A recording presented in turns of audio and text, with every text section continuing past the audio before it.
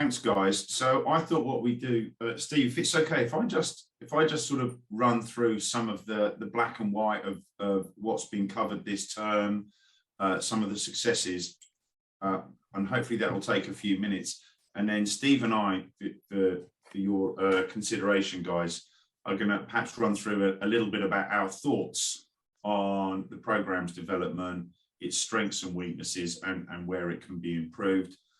Steve very kindly hosted the NCSC visit last week, and I think we got a lot from that, didn't we, Steve? So I'm going to get the nuts and bolts out of the way, and then I'm going to hand over to Steve, who's going to provide a slightly more qualitative insight into how the programme's going from the college perspective. So I'm just going to share a screen with you and whiz through a few quick slides, if that's okay. So I hope you can you see that? Yeah, great. Thanks, Mark. Yeah. Yeah. Brilliant. Okay. Okay. So, guys, apologies for those of you who've seen these slides before, but I wanted to give you a quick update.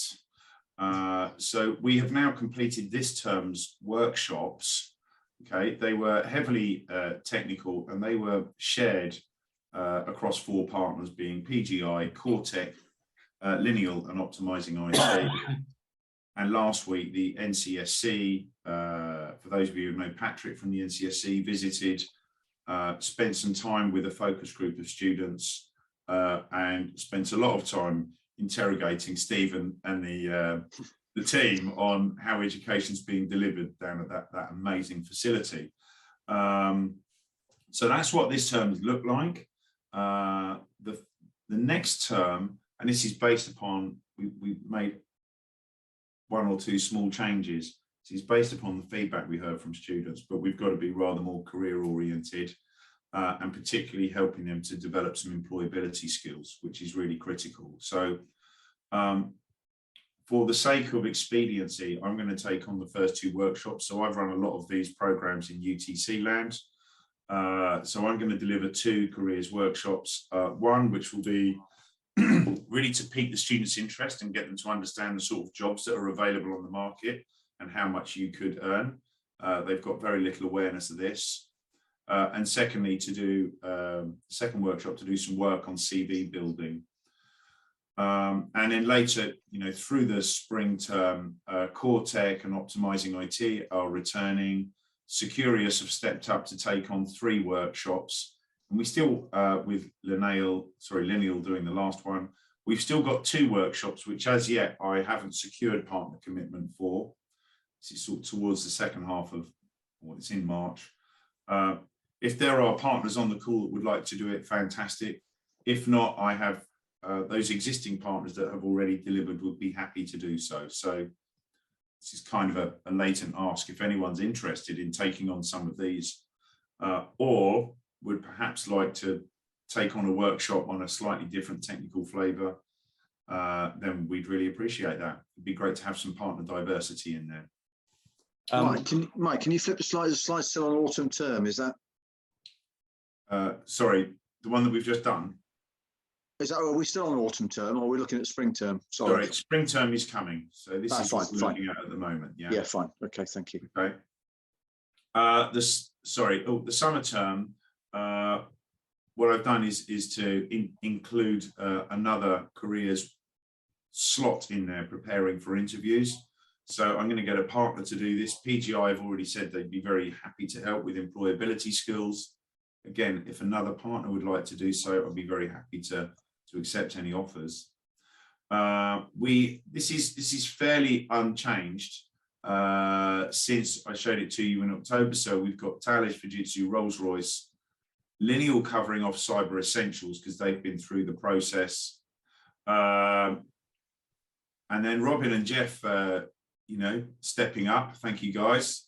And then I'm going to be running the last workshop. Will really be a review of the program and capturing some rather more insightful feedback, we hope, that's going to help the NCSC and DCMS decide whether they want to continue with the pilot. I'm sure a lot of things will progress prior to then with the steering committee, so we'll watch that space.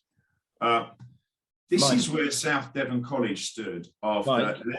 Yep. We're still only seeing the autumn term slide. I think you might be displaying on one and showing. Oh, I'm so sorry. Right. Is that sharing now? That's showing the spring term. Okay. There's the summer term. Yeah. Sorry, guys. I've just talked you through all of this. Okay.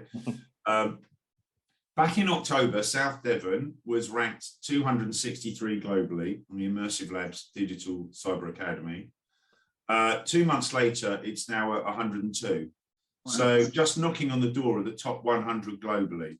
This is incredible, okay? So this status is going to be absolute gold, forgive the pun, for securing the college Cyber First Gold status, right? So Steve, this is some work that your team will have to do offline to create the application, but this, I think, is one of the objectives of the steering of the new project, Robin. It is. I'll bring it to speed on that one. Yeah, absolutely. Okay, so hopefully that's going to help out that project somewhat as well. What I'd really like to do is for me to take a pause, put up a slide that relates to the NCSC focus group, and hand over to Steve, who's the brains behind the whole operation down at the college. And Steve, I'd just love for you to share your insights and thoughts on the programme today. Mike, and sorry to intercept, Steve, just a very, very quick point, and conscious you're running off, Mike, in case you can't hold on for the rest of the meeting, I will connect you to Raytheon, because Raytheon are taking a lead on one of the cyber skills projects we're involved with, rolling forward with Cyber First. So it might well be that they can get involved in some of those slots to support you if that's appropriate. Is he frozen? It's done by Rafa, clearly. There we are. I stopped him in his tracks. Steve. Sure. Okay. Yeah. So Mike is very kind with his words about being the brains. That's not.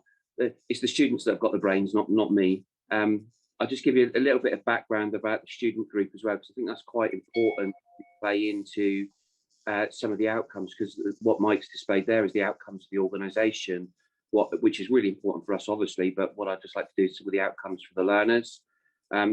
We've got 30 learners that are on the programme. They are a BTEC level 3 computing students, where they have cyber embedded into their programme, but it's not their core content, it's part of, and that's important to establish. When we started this programme, these guys had already enrolled onto the computing course. What the activity is giving them is that great exposure to cyber, so that they understand where it fits within their future aspirations and their future employability opportunities. Many of the group have come directly from school, and this is a really important thing that we discussed last week in the focus group, because they've had potentially 18 months, nearly 2 years of disruptive education, and are not necessarily used to being sat in a classroom for a period of time. Now that's a generic issue we've got probably across the country at the moment in any education establishment, is that we're having to, in a kind of broad term, teach 16-year-olds to learn again. You know, some of them haven't sat exams at a high level or experienced that kind of intensity at all yet. So it does give us some challenges. And one of the things we talked about was the length of the sessions for the learners, when they're potentially virtual, so they're sat in a room watching on a large. But that was a small point, because that's a generic thing that we're finding across college on any courses. We do have other set of learners that are in the group that have progressed to level 3. So they were with us last year and have come from other courses, maybe level 2s, maybe other level 3s. And they stated they really enjoy the external content being delivered to them. It mixes the week up for them. It gives them something to look forward to that's different to their normal core study. So there's those kind of people that have not experienced this type of learning before, and those that have been in our centre but haven't necessarily had this specific type of session delivered to them.